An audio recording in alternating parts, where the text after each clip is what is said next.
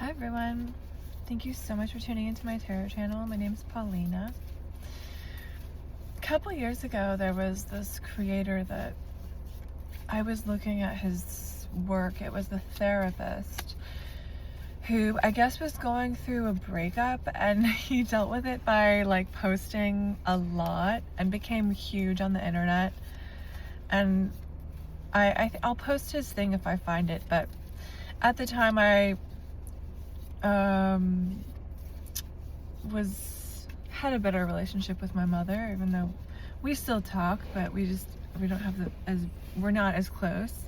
But she said, oh, it seems like this guy is getting something really therapeutic out of posting these sort of, some of them are funny, but some of them were like self-help, and then we sort of like got hooked with the funny videos, and then we like, my mom was she's a therapist, and I was in school to be a therapist at the time, even though I quit. But so we both watched him rise from like no following to having like a huge following. And that's not really the point of why I'm telling you this story, because I know I'm like an extreme nonconformist, which is in my birth chart in several places. So I'm not expecting to find a huge following here. I'm different looking. I have alopecia. I'm not I feel like even the older women who get huge followings are more stereotypical looking than me. And I love myself. I love my appearance. You know, I don't think I'm ugly or anything. I just know that I am not like normal. And the things I talk about are different. And so anyway, I'm saying that I'm going through some stuff in my life that's like really challenging, and that's why I started, I think 4 months ago, I started posting again, as I realized that it's just a passion that's been missing from my life, not social media, but just the tarot. That there was a time when I was more invested in using it in my life, like it became a personal thing. Honestly, I started when I was in my early 20s because of a breakup and the uncertainty that brought into my life, because I was financially dependent on this person in some ways. You know, we did half and half for everything, so my whole life got shaken up, and I felt like I should have seen this coming. I could have seen this coming. So that it was because, you know, it was right before we broke up that I got into it, I remember. And I got one card that was like, it said, I was just learning the cards, and I looked up the meaning, and it was like Page of Cups reversed, and it was like deception. And the card was right, and I trusted it after that. And then I became so obsessed with studying it and reading obscure books such as the Hermetic Tarot, which you should check out. It's written by an anonymous writer. But I am saying that I'm posting not only in hopes of at some point getting more views, which would be cool, but it's also just like, it's my creative process. It makes me feel good. And I know that I'm aware, I'm a very psychic person, so I can tune in on what energy is meeting me.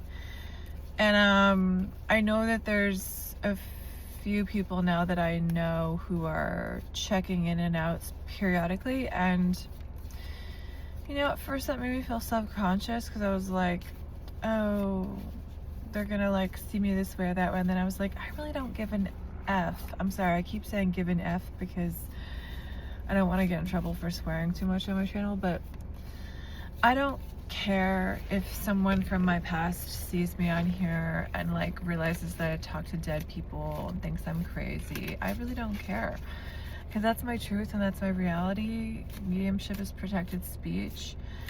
And I don't care if someone from growing up sees me on here and I don't know what they would even think. There's that same weird girl that I went to school with who didn't fit in. Ooh, a lot of cards came out of that energy spike there. So anyway, if you know me and you're watching and you're making like judgments or whatever, and you want to like comment about how you know me but not actually be in my real life, that's cool too. And you're welcome to watch.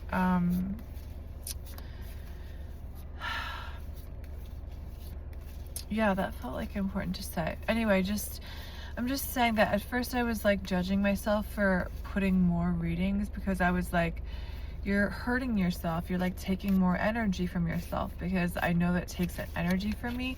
But now I'm feeling a little bit like, I guess I've been in such a dark place that now I feel like my energy is rising, and I don't know that it's affecting me in a negative way. It's more like energizing me. So anyway, that's one of the things I wanted to say. I'm just gonna be a total freak and just talk about crazy shit on here probably every day for as long as I need to feel better. So that's it. Yeah. So the first card we got is the Two of Cups. There's been a relationship in your life that's been incredibly important, and I feel like you've seen yourself through the lens of this relationship for a long time. A lot of emotional fulfillment was found through interacting with this person. And I feel like there was charity. Like maybe both people gave in different ways, maybe money at different times. But you had to move on from this dynamic, and it was really a tough move on like moment. Like I'm seeing it wasn't easy, and I think you had to move on from a lot of situations, which keeps coming up in my readings and in the readings that I watch, so it's definitely in my energy. Yeah, I think that actually what I'm also getting in this reading is a deep feeling of hurt and a burden. I feel like you felt very burdened by what was being asked of you in your life, like you were trying to fit into a box, or you felt very stifled, and I feel like now you're in a place where you are ending that situation, whatever it was. Like I feel like somebody was trying to put demands on you, not just this romantic relationship, but someone else, maybe also the relationship was a bit abusive, but there were demands on you that felt oppressive in your life, and I think this person, their demands was like the straw that broke the camel's back, kind of. Okay, so there was definitely a heartbreak and of trouble moving on from heartbreak, and it also brought up like old heartbreaks. So yeah, that's the hurt that I was picking up on. I think you were like really hurt here, but I think it's the kind of hurt where you were able to like detach pretty quickly because it was so painful. I don't know if that's a skill you learned in childhood, where you were like, oh, deep painful stuff, we know how to shut that off. But I see that you're like pretty numb right now, and I don't think it's from drugs or alcohol. I think you did some serious mental work that I think is from an old you, that you were like, maybe in your dreams you had a conversation with this old you. Picking up on some guides here, some energy from your higher self here, maybe some dead loved ones passed on. I want you to know that this disappointment, yeah, oh my god, it feels so hard, and it reminds you of these disappointments from childhood, things that aren't fair. And it also was reminding you of like how you feel like rejected, and you have felt rejected in your life. They want you to know that like this disappointment isn't about you. Like, I mean, this rejection isn't about you. And that you're gonna have the green light in a lot of sectors in your life, if you just keep sort of believing. And I'm also getting guidance from somebody who liked a certain kind of, I'm seeing like a brand, like of like cookies or something, maybe like soda or lollipops. Somebody who had like a sweet tooth, that you knew, that was older, maybe a grandfather, grandmother. I just saw my grandmother loading up ice cream sundaes every night. I don't know how she was like the thinnest person in the world and like ate like a teenager, but you may be in a weird place with your food stuff right now, where you're either under eating or overeating, or you eat at weird times, and that can also be related to how much you're sleeping, if you're oversleeping or undersleeping. I think you've been dealing with a lot of conflict from other people and you're just actually exhausted. I think what you want most is peace in your life, and you're waiting for that to come to you. I want to get a little bit more about this hurt, this feeling of hurt, because I don't think it's just from this relationship.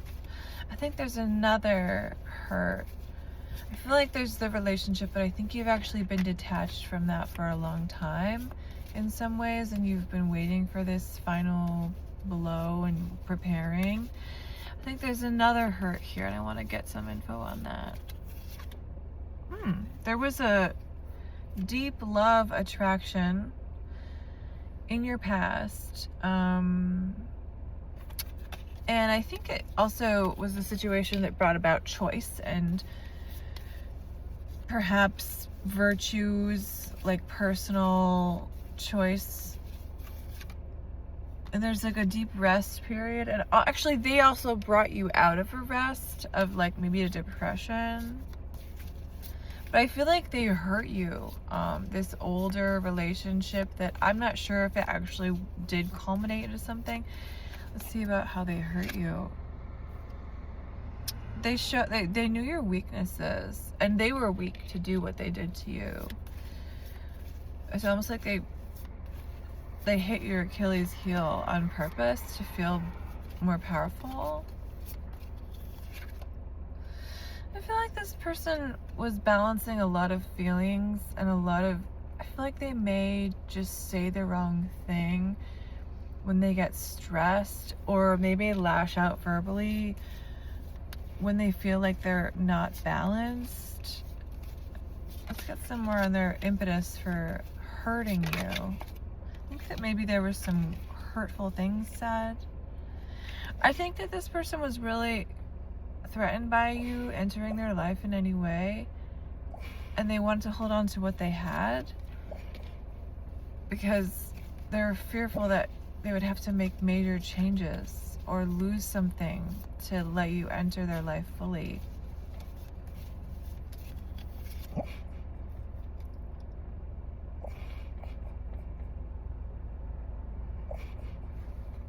I'm sorry, my dog was like doing some weird breathing thing, but yeah, it's kind of a sticky energy here. Like, I feel like, okay, so this has come up in another reading in a different way. I feel like there's also like some wounding from your family.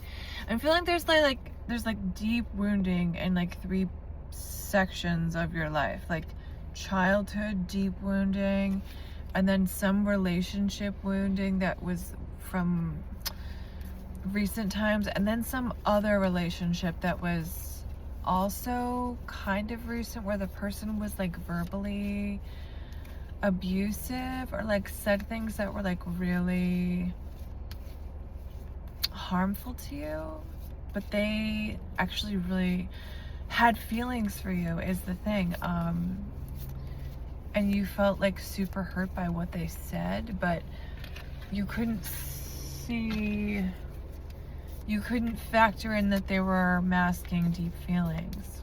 I know it sounds so trite, but I think that nobody was listening to their intuition in the situation, and I think there was secrets and there was gatekeeping, and I feel like this other person that said these things, these sort of put down comments to you, they really don't have confidence in themselves. And I got the Hierophant, but I didn't fill it out. They're very traditional. And you're not, okay? So I'm not sure what the interaction was, but so something about their wounding of you brought you back to your childhood wounding, and that hurt really deep. It was super painful. But then you were like, okay, now that I have dealt with those wounds, I have the strength to leave my relationship that's been incredibly damaging.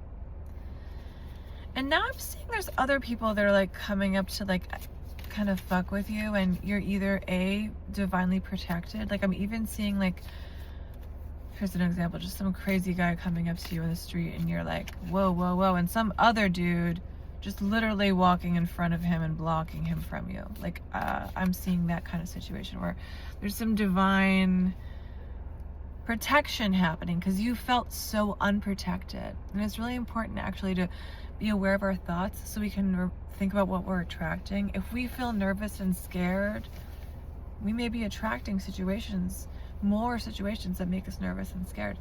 If we calm ourselves and calm our energy, we probably are going to attract more calm, chill situations. And if there's scary situations, be able to deal with them better.